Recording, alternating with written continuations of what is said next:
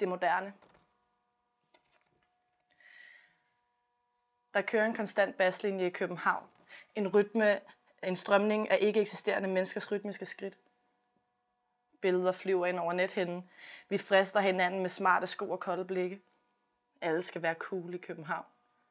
En jazzificeret hipsterflæb med overbetalte genbrugsbukser og en cigaret i mundvin slendrer sexet ned ad Studiestræde. Det handler om at være sexet i København.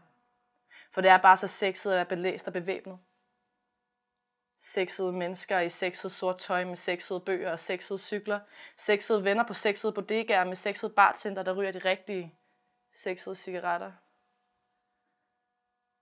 Alle poeter ryger i København. Vi har en identitet, vi skal leve op til. Et vis sexet niveau. Skrive alle de sexede digte med en sexet undertone og en sexet hæs stemme. Vi skal stå med vores sexede øjne og kigge ud over det sexede publikum, imens vi ryger de rigtige sexede cigaretter. Alle er kulturelle i København. Vi vil vide, hvem du er og hvad du laver, hvor du kommer fra og hvad du studerer, hvor du tager i byen og hvilke film du ser, hvor du ser dem, hvor du handler ind, hvilke festivaler du skal til og hvilke stoffer du tager, hvem du knaller. Alle er nostalgiske i København. Vi kan lide gamle bøger og gammelt tøj, gammel whisky og gamle broer, gamle traditioner og gamle film. Vi kan lide gamle mennesker med unge sjæle. Alle er børn i København. Mindre aspekter af tid bliver gjort uoverskuelige. Jeg længes efter mine mindre dage. Da vinteren var kort og sommeren kortere, og vi alle sammen havde mudder i lommerne. Børn med blinkende gummisko gør mig glad. Jeg betragter børn som malerier, urørte og uvidende kritikere. Dem, som styrer metroen. Dem, som taler med dyrene. Dem, som bliver ulykkelige af at forlade deres forældre, men glemmer det lige så snart, de har sat sig på gyngen. Jeg betragter børn som vismænd fra Norden. Med lange, usynlige skæg. Dem, som ved, at det er forkert at lyve. Og som ikke er ligeglade. Dem, som kan mærke det, når de voksne de skændes. Og som har fået besked på ikke at smække med døren. Jeg betragter børn som eksperimenter bundet af deres skabere. Med halsbånd om deres halse og lyserøde værelser. Dem med potentiale til at blive til noget fantastisk. Men som får at vide, at de ikke er gode nok.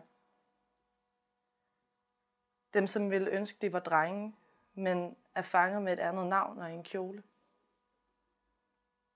Jeg længes efter mine mindre dage, da vinteren var kort og sommeren kortere, og vi alle sammen havde mudder i lommerne. For i de mindre dage var der mere tid til at tage fejl. Og det betød ikke, at man ikke kunne blive læge eller astronaut, og det betød ikke, at man var fanget i et forkert forhold. Og det betød ikke, at man ikke kunne bo hjemme hos sin far, og det betød ikke, at man nok havde et misbrug på ryggen, hvis man åbnede den næste flaske. For at drikke den i stilhed. Jeg længes efter mine mindre dage, da vinteren var kort og sommeren kortere, og ingen af os havde voksenting i lommerne.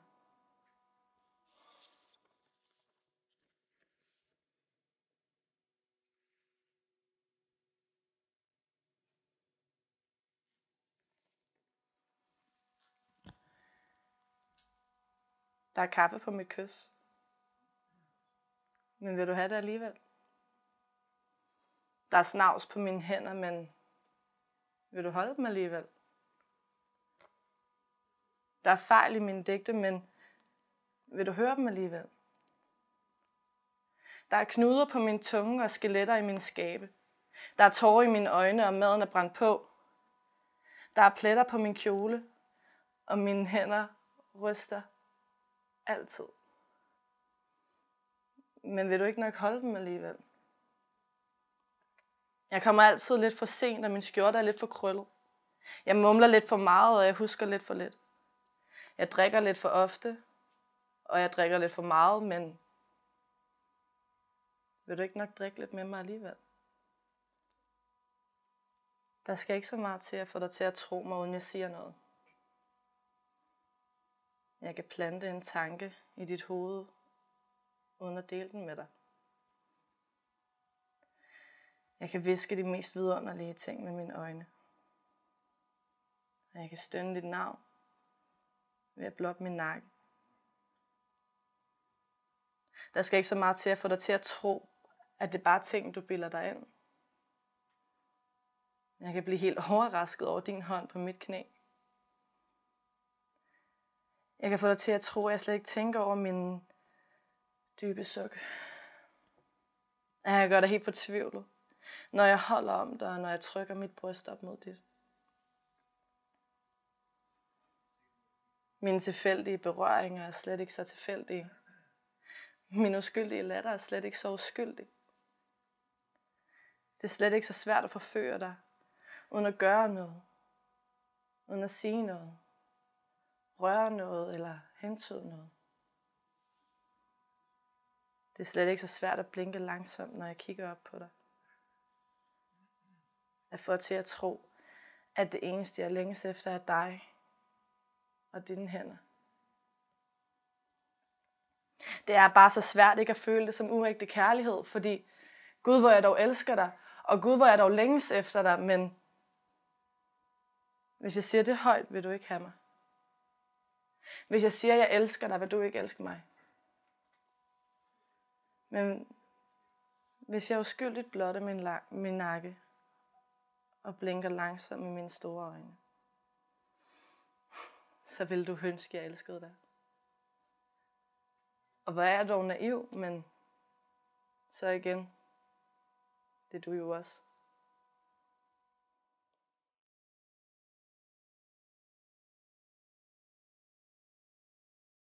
Okay. Hvorfor skriver jeg? Hvorfor skriver du, Ronja? Altså, jeg skriver først og fremmest for ikke at glemme, tror jeg. Og fordi jeg ikke kan lade være.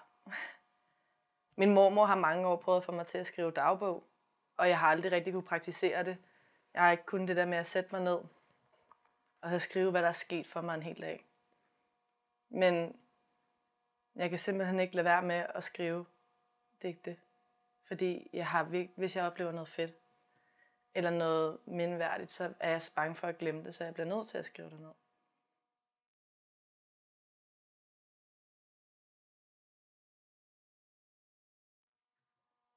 Børn med blinkende gummisko kan få mig til at skrive. Lugten på Nørrebro station kan få mig til at skrive. Et smil igennem en togkupé kan få mig til at skrive. Kvinder, der dufter af Chanel og cigaretter, kan få mig til at skrive. Mænd med meget store hænder kan få mig til at skrive. Det er nok det, der kan få mig til at skrive.